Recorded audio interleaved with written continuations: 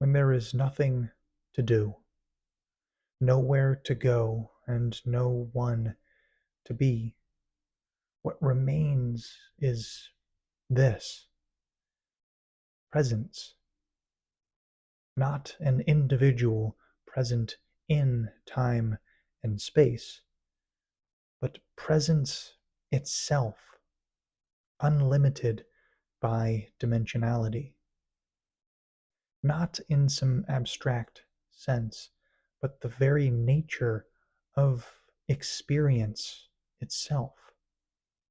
Presence without boundary or limitation, and by definition, eternal and infinite.